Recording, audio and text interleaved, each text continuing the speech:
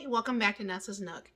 Today I'm going to try something different. I have made pizza crust before, but there's times I want to make a pizza and I want to stop buying the pizza crust that I pre-buy at the store. Not that they're not good, because they are really, really good. But I'd like to start to try to make some of the stuff on my own. So I looked at some different recipes online, and I found this one and I want to go ahead and try it. I'm just going to do like a half batch, not the full batch. But I'll go ahead and get this started. It's going to be in my 7-cup KitchenAid mixer, because I want to try to get this started before I head into town. I might go get my hair cut. So I'll lower this so you can actually see what I'm doing.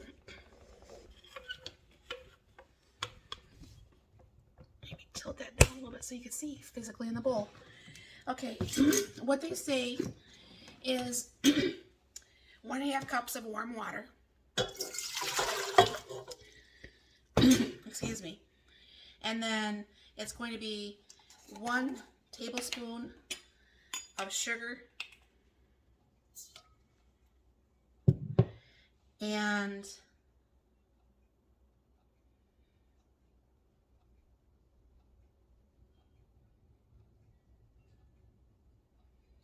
1 tablespoon of yeast. And then you put that in there. Now this is obviously the quick yeast, okay? Then they say 3.5 cups. You might have to put more depending on what's going on in your area and the stuff like that. So I'll put 3.5 cups of flour.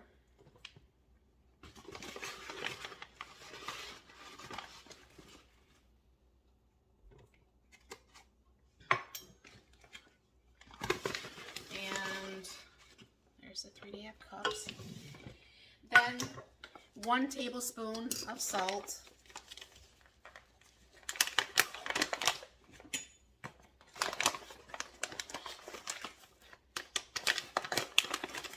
I really need to put that in a container. And then it's going to be pretty much about 1.5 tablespoons of olive oil. Now I suppose if you wanted flavor crusts, you could actually probably put in maybe whatever you wanted in your crust. Like I'm thinking some onion powder and some garlic powder tastes really good in that personally. But then what I'm going to do is go ahead and raise this up and obviously plug it in. And when I first start the KitchenAid, anybody who has a KitchenAid knows this works like that. When you put it on really high at first, flour just goes everywhere.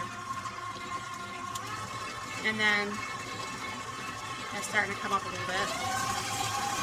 And then what's going to happen is this will start cooling from the sides the more it kneads. And then what's going to happen is you're going to go ahead and knead this for 5 minutes once this actually comes up.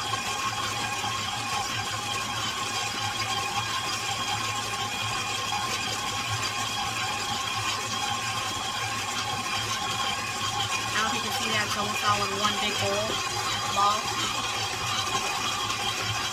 So what I'm going to do is I'm going to let this run for 5 minutes and I'll bring you back. Okay, it's been the 5 minutes. So what you do is you drop this down and you're going to go ahead and take off the dough hook. Of course, you got clean hands. Now I guess this dough is supposed to be a little bit sticky. I don't know why, but it is. Of course, it was stupid for me to turn on the lid here. But because I'm one of those people that do not like to have more dishes than needed. So what I'm going to do is kind of just like put this in a ball. And I will squirt a little bit of olive oil on the top. Work that in there.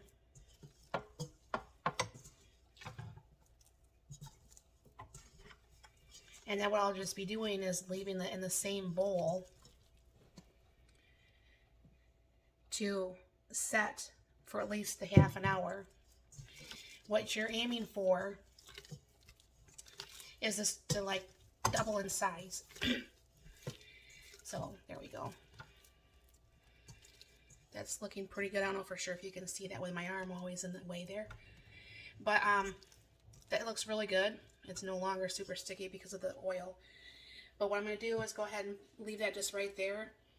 Like I said, I'm going to run into town, pick up a few groceries, and maybe get my hair cut. So I'll be back in just a little bit, and I'll finish showing you what I wanted to show you. Okay, the dough rose, and what I'm going to do is go ahead and push it down. You don't need to punch it or anything, but let me get this set back over here. Pull this out of here. Of course, have a clean counter, clean hands. And what I'm going to attempt, I don't know for sure if this is going to be enough for more than the two. But what I'm going to do is just try to make this into two nice pizza crusts. And just, you know, spread out with your hands. Because what we're going to do with this is, once this gets all spread out, I'm going to actually freeze these. So when I do want a pizza, I don't have to sit there and wait for it to proof and wait for all that time. This can be just like an automatic, easy pizza. And just as the two of us, so it's not need to be a huge pizza to begin with. But let me set that for a few minutes. I'll work on that other one. Of course, I greased the pan. Let that other one set for a minute and see if the elasticity goes back. Then what's going to happen is I will go ahead and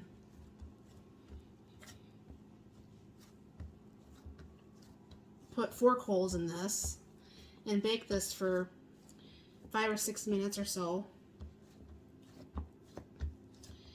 And then once it cools all the way on a cooling rack, then I'll go ahead and put this in a bag in the freezer. So when I do want a pizza crust, the pizza crust is right handy. So I'll bring you back when this is out of the oven. Anyways, I thought I'd bring you back before I put this in the oven. And I have to say that, of course, I'm not a pizza restaurant person, so these shells will never be actually perfect. But I do honestly think that if providing these taste good, I think I have found our new pizza crust. We'll be having pizza, I think, on Friday or Saturday. I don't remember which day we plan to have taco pizza left over from the taco meat on the no-buy week that we're having this week. Tonight for dinner, because my husband's getting home late and he don't like to have a super heavy dinner to begin with when he gets home late. But we're just going to have the chili dogs, which I'll probably make a video on that. And one thing about this too is you can, obviously if you wanted a bigger pizza, you had more people to feed, this will be more than enough pizza for my husband and I. But you can make how thick or thin, where if you do buy from the store, you don't have that option. So that's also an idea. But what you're going to, in the description, is going to be the recipe for this. So definitely I think if this does taste good, on my next time making this, I will make the full batch, not the half batch. So yeah, I'm pleasantly surprised, and really I'm kind of happy about the way this turned out. So I'll bring it back once this gets out of the oven. I still have to pull these out and actually put them on a cooling tray. Just pulled them out of the oven. Now granted, they're not really super brown underneath, but you can see where it's starting to brown. So, I don't know if you even saw that. I pushed this way back and didn't move the camera at the same time. but you can see where this is nice and brown. Now it did stick a little bit, but you know, I took my handy dandy spatula and I got underneath there, but that's the pizza crust. So I would say that's a win-win. So very good. Thanks for stopping by. Have a wonderful day.